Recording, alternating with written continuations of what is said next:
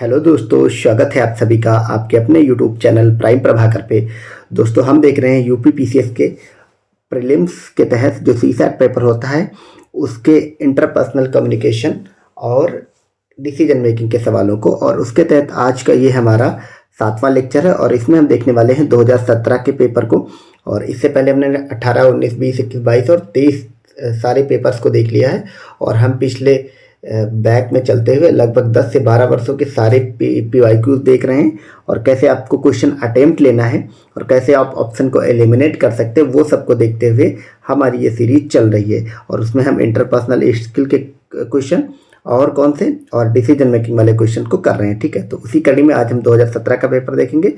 और अगर आपने बाकी वीडियो नहीं देखनी तो वो उसका भी लिंक आपको डिस्क्रिप्शन में मिल जाएगा, उसमें प्लेलिस्ट है पूरी, वहाँ से जा करके आप देख सकते हैं। क्योंकि अगर आप शुरुआती वीडियो देख लेंगे, 2023 से देखना शुरू करेंगे, तो शुरुआत में मैंने आपको सारी वीडियोस के बीच जो जो भी क्वेश्चन आते गए उनका थ्योरेटिकल वाला पार्ट भी बताते हुए चले हम, क्योंकि इस समय पे ज़्यादा क्वेश्चन पूछे जा रहे हैं और पुराने टाइम पे मतलब कम क्वेश्चन पूछे जाते थे। ठीक है, अब चलिए पहले क्वेश्चन को हम देखते हैं क्या है। हमारा पहला क्वेश्चन है कि अधोलिखित में से कौन सकारात्मक संप्रेषण माध्यम नहीं है। आपको बताना है कि पॉजिटिव कम्युनिकेशन का व्हीकल कौन सा नहीं है। ठीक है, तो इसमें है बीइंग मोर पर्सनल, यानी कि ज़्यादा वैयक्तिक हो जाना। ठीक है, तो यही नहीं है, क्योंकि आप किसी से भी बात कर रहे हैं, कुछ भी कम्युनिकेट कर रहे हैं, तो आप किसी के बारे में ज़्यादा ही पर्सनल हो जाएं या वो आपके बारे में ज़्यादा पर्सनल हो जाए, तो आपकी बातचीत जो जिस मुद्दे पे हो रही होगी उससे हट करके पर्सनल हो जाएगी, तो वो कहीं ना कहीं से सकारात्मक माध्यम नहीं होता है संप्रेषण का, तो यही हो जाएगा। अगर बाकी ऑप्शन देखें तो दोनों पक्षों को तत्काल पुनर्निवेश करना, ठीक है, यानी कि फीडबैक देना, तो ये तो होता है संप्रेषण में, ये सही हो जाएगा। अगला है टनल विजन। इसमें आप कंफ्यूज हो सकते हैं, ये क्या है, ये एक थ्योरी होती है मतलब संप्रेषण की, तो ये भी होता है। ठीक है, और समाधान की शीघ्र प्राप्ति, अगर आपकी बातचीत में कोई सोल्यूशन निकल के आ रहा है तो ये भी उसमें शामिल हो जाएगा। ठीक है, और आपका ऑप्शन नंबर ए इसका सही जवाब हो जाएगा। अगला क्वेश्चन देखते हैं कि संचार में निस्पंदन के बुरे प्रभाव को कम करने के लिए किस उपाय का प्रयोग किया जाता है। तो इसका सही जवाब क्या हो जाएगा। और निस्पंदन को क्या बोलते हैं हम, निस्पंदन का मतलब होता है नोड इन कम्युनिकेशन, नोड होता है। ठीक है, आप समझ में आया। इसमें निस्पंदन के बुरे प्रभाव को कम करने के लिए किस उपाय का प्रयोग किया जाता है, तो वो किया जाता है लघु परिधिकरण, यानी कि शॉर्ट सर्किटिंग इसको बोलते हैं, इसका प्रयोग किया जाता है। ठीक है, व्याख्या में संचार में निस्पंदन के बुरे प्रभाव को कम करने के लिए लघु परिधिकरण का उपयोग किया जाता है। इस कुछ चीज को आप रट लेंगे थोड़ा सा। ठीक है, अगला क्वेश्चन है कि चयनों को संकुचित करने में प्रयुक्त प्रविधियों की प्रक्रिया क्या कहलाती है, तो वो कहलाती है डिसीजन मेकिंग। ठीक है, यानी कि आपका ऑप्शन नंबर सी सही है। क्यों सही है, क्योंकि आप कोई कुछ भी अगर चयन कर रहे हैं, ठीक है, उसमें जो भी प्रयुक्त विधियां होंगी आपकी, आप जो भी विधियां लगाएंगे और उन विधियों के बाद आप एक डिसीजन लेंगे, तो ओवरऑल उसको डिसीजन मेकिंग कहा जाता है। ठीक है, या निर्णय लेना। ये हमारा 3 नंबर क्वेश्चन हो गया। अब हम नेक्स्ट चौथे क्वेश्चन पे आते हैं, और हमारा चौथा क्वेश्चन, आप इन क्वेश्चन को ऐसे ही रट लेंगे और 2 से 3 बार देख लेंगे इन वीडियोस को, तो जहाँ पे जो एलिमिनेट होने वाला होता है वो भी मैं आपको कैसे करना वो बता देता हूँ। ठीक है, तो 2 से 3 बार अगर एग्जाम से पहले आप लोग देखेंगे तो आपका एग्जाम में जितने भी क्वेश्चन आएंगे 80 to 90% क्वेश्चन आप सही करके आएंगे। तो हमारा ये चौथा क्वेश्चन है कि निम्नलिखित में से किस संप्रेषण अंतःक्रिया में हमें अवश्य ध्यान देना चाहिए कि हमें क्या करना चाहिए। तो इसमें जो रेगुलेटिव रूल होते हैं, नियामक नियम होते हैं, उसमें ऐसी बात कही जाती है। या इस बार मतलब ये 17 वाले पेपर में बहुत कुछ कम क्वेश्चन ऐसे दिख रहे हैं मुझे जो समझाने वाले हो, एलिमिनेट करने वाले, ये रटने वाले क्वेश्चन होते हैं कि हमें क्या करना चाहिए। सिर्फ आप इतना याद रखेंगे, आपको क्या रटना वो भी मैं बताते हुए चलता हूँ। हमें क्या करना चाहिए, ये कैसा नियम होता है, ये नियामक नियम होता है। ठीक है, अब व्याख्या देखते हैं कि नियामक नियम में यह ध्यान देने की जरूरत होती है कि हमें आगे क्या करना चाहिए और क्या नहीं करना चाहिए। तात्पर्य है कि किसी परिकल्पना के निर्माण में पूर्व नियोजित प्रक्रिया के माध्यम से संप्रेषण होना चाहिए। ठीक है, ये वाली बात इसमें कही गई है। अगला क्वेश्चन हमारा है कि संचार प्रक्रिया में निम्नांकित में से कौन सा चरण पहले आता है। तो ये तो एकदम सिंपल सा है, डिकोडिंग हमेशा बाद में आएगा, इनकोडिंग पहले आता है, अंडरस्टैंडिंग तो डिको इसके बाद भी आएगा, और जो ट्रांसमिशन है ये इनकोडिंग के बाद आता है। ठीक है, तो आपका ऑप्शन नंबर डी सही हो जाएगा, डी सबसे पहले आता है। अगर इसमें आपको कई बार ये भी दिया जा सकता है, ये 4 चीज़ें दे दी जाएंगी और आपको दे दिया जाएगा कि आपको लगाना है क्रम से किसके बाद क्या आएगा, तो इनकोडिंग डी वाला पहले आएगा, उसके बाद आपका आ जाएगा ये ट्रांसमिशन वाला, मतलब ए नंबर ऑप्शन वाला, ठीक है। और उसके बाद आपका आएगा डिकोडिंग वाला, और यानी कि बी नंबर ऑप्शन, और इसके बाद आपका अंडरस्टैंडिंग आएगा सी नंबर वाला। और इसके बाद भी जो अंत में आते हैं, बहुत भी बीच में भी चरण आते हैं, और अंत में आपका प्रतिपुष्टि आता है। अगर आपके ऑप्शन में फीडबैक दिया रहेगा तो फीडबैक हमेशा ही लास्ट ऑप्शन में होगा, ये आप याद रखेंगे, ठीक है। यही चीज़ आपके व्याख्या में लिखी हुई है। अगला क्वेश्चन है कि निम्नलिखित में से कौन से कौशल को स्पष्ट करता है कि जो अंतर क्रिया एवं संप्रेषण को सुगम बनाता है। अच्छा, क्वेश्चन आपका है कि कौन उस कौशल को स्पष्ट करता है जो अंतःक्रिया और संप्रेषण को सुगम बनाता है। तो ये तो आप सबको पता है कि आपका जो सामाजिक कौशल है, आप कितने सामाजिक हैं, सोशल स्किल क्या है आपकी, ये आपके संप्रेषण को और आपकी अंतःक्रिया को और अधिक सुगम बनाता है। तो आपका ऑप्शन नंबर बी सही हो जाएगा। अगर आपका मैनेजरियल स्किल है, प्रबंधकीय कौशल है, तो आप किसी भी संगठन में प्रबंधन में अच्छा कर सकते हैं, लेकिन आप समाज में आपकी अंतःक्रिया संप्रेषण अच्छा हो ये ज़रूरी नहीं, इसलिए ये गलत हो जाएगा, ठीक है। आपकी रिलेशनल स्किल है, आप संबंध अच्छे बनाते हैं लोगों से, ठीक है, तो भी ये मतलब संबंध, तो ये कंपनी की बात हो गई। ओवरऑल इससे आपका संप्रेषण अच्छा बनेगा ऐसी कोई ज़रूरी नहीं है।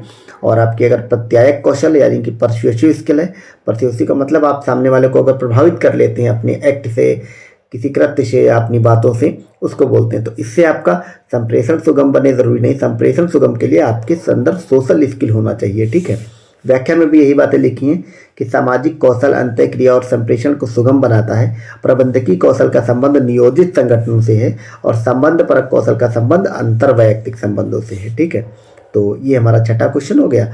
अगले क्वेश्चन पे आते हैं, 7वें नंबर पे। ये कहता है कि निम्नलिखित में से किसका प्रयोग अंतर्वैयक्तिक संबंध व्यक्त करने में नहीं किया जाता है। तो आपको क्या एलिमिनेट करना, क्या किया जाता है। तो पीपल्स स्किल जो लोक कौशल होता है, इसका तो किया जाता है अंतर वैयक्तिक संबंध में। मृदु कौशल जो सॉफ्ट स्किल होती है, इसका भी होता है। लाइफ स्किल जीवन कौशल, इसका भी होता है। लेकिन जो ऑर्गेनाइजेशनल स्किल होती है, संगठनात्मक कौशल, इसका नहीं होता है, ठीक है। किसमें, अंतर्वैयक्तिक संबंध में। तो आपके अंतर्वैयक्तिक संबंध में ऑर्गेनाइजेशनल स्किल का संबंध नहीं होता, ये आप याद रखेंगे। ये किसमें होता है, ये आपके जो नियोजित कंपनी या संगठन होते हैं उसमें इसका उपयोग होता है, ठीक है। आपकी व्याख्या में भी क्या लिखा गया, चलिए पढ़ लेते हैं कि अंतर्वैयक्तिक संबंध व्यक्त करने में संगठनात्मक कौशल का उपयोग नहीं होता है, जबकि लोक कौशल, मृदु कौशल और जीवन कौशल अंतर्वैयक्तिक संबंध को और प्रगाढ़ बनाता है। ध्यातव्य है कि दो व्यक्तियों के मध्य संप्रेषण को अंतर्वैयक्तिक संप्रेषण कहा जाता है। ये सब हमने व्याख्या वगैरह पढ़ रखी है। अगला क्वेश्चन हमारा है कि औपचारिक दिशा निर्देश एवं प्राधिकार पदानुक्रम संचार के किस प्रकार के उदाहरण हैं। आपसे पूछा गया औपचारिक, हिंदी थोड़ा टफ पड़ती है, आप लोग इंग्लिश वाला वर्जन देख लिया करिए। फॉर्मल गाइडलाइन जो होती हैं, ठीक है, जो फॉर्मली लिख के जारी किया जाता है जिसको, ठीक है।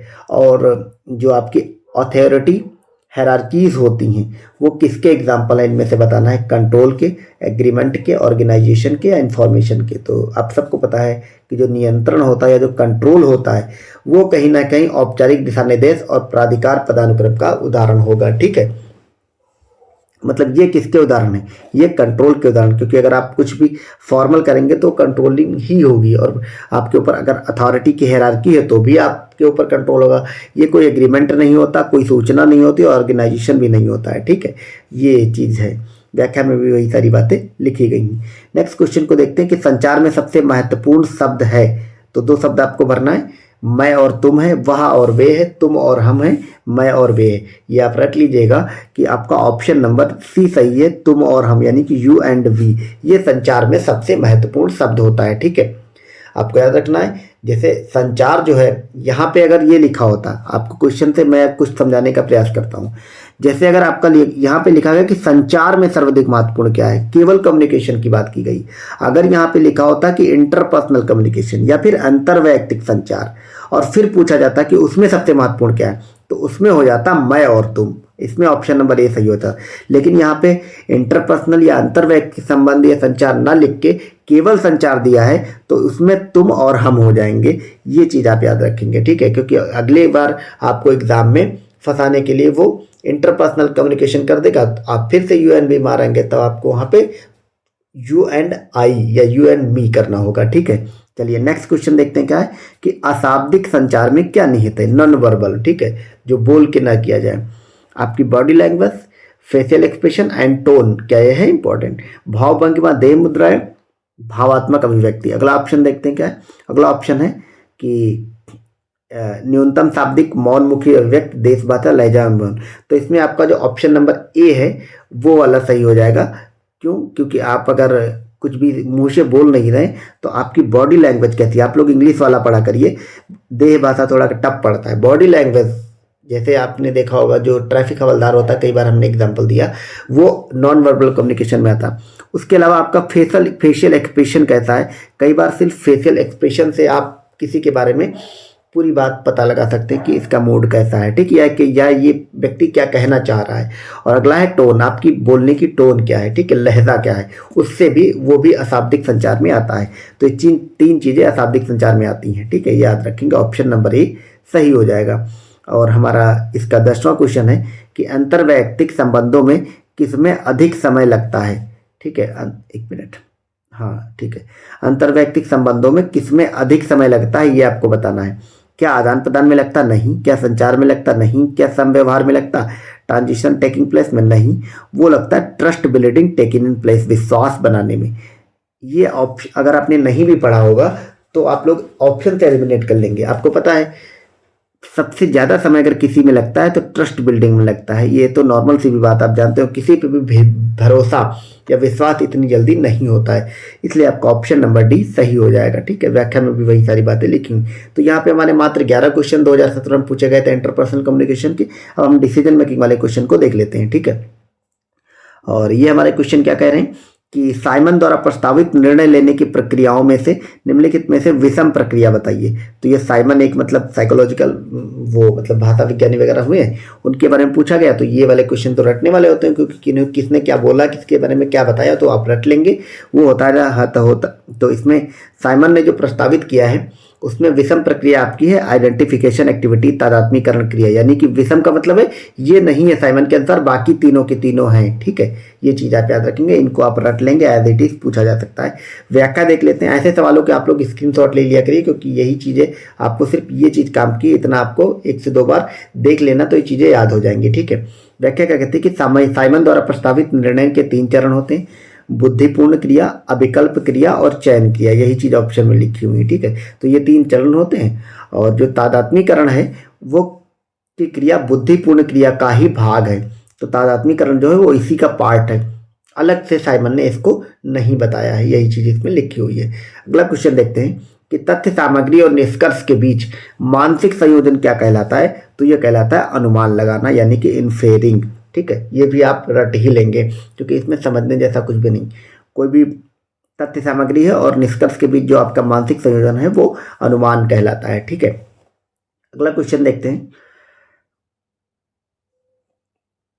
सहज ज्ञान निर्णय क्या है।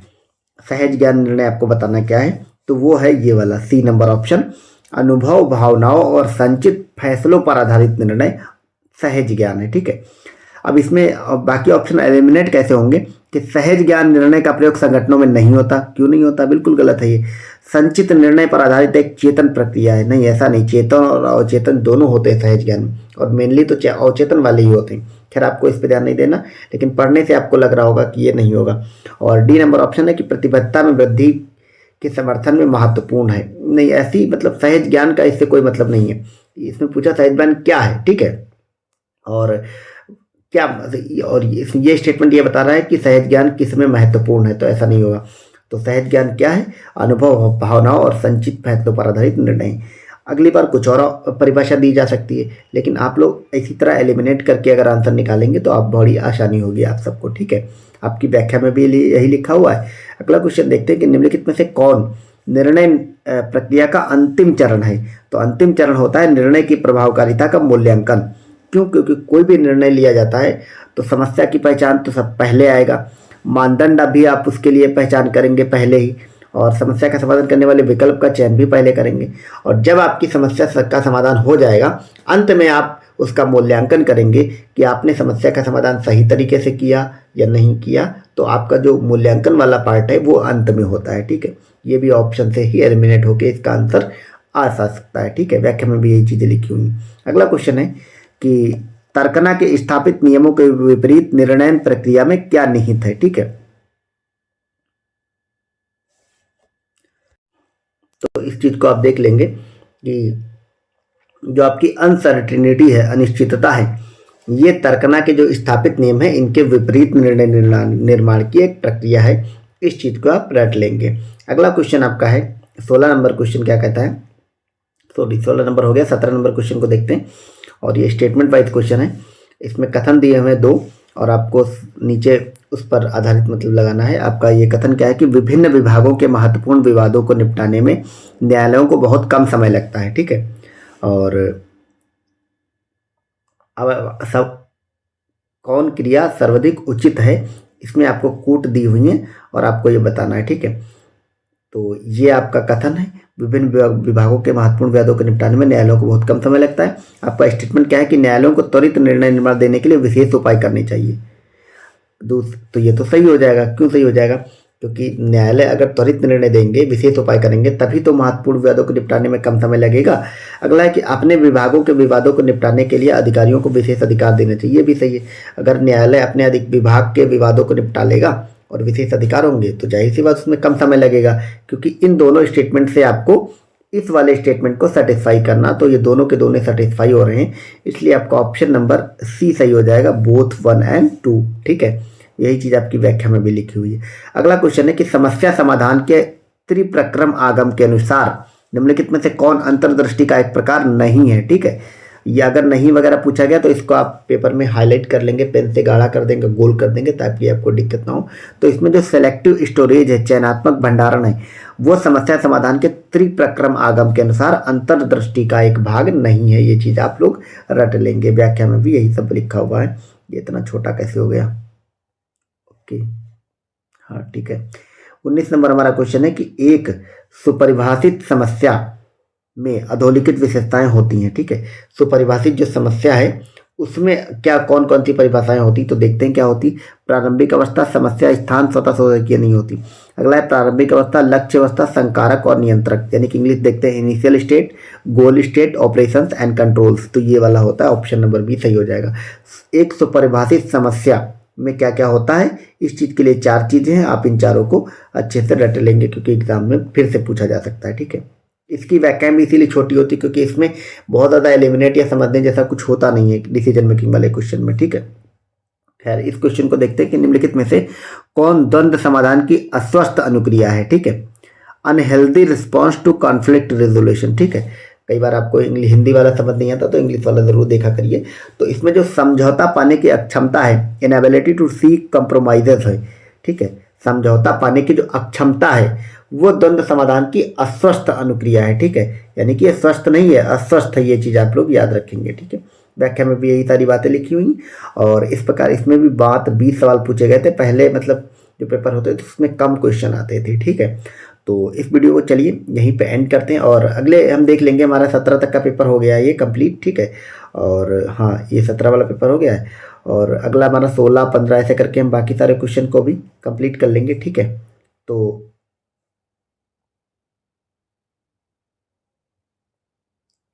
साइमन द्वारा,